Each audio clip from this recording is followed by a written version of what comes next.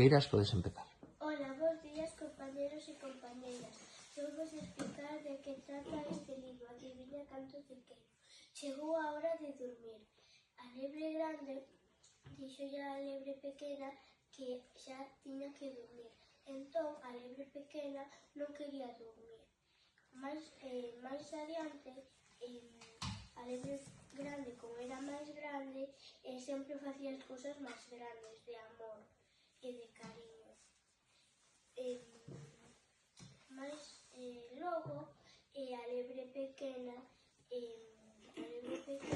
empezou a dar chimpos, e a lebre grande colleuna polas mans a lebre pequena e lanzouna por o aire, e así.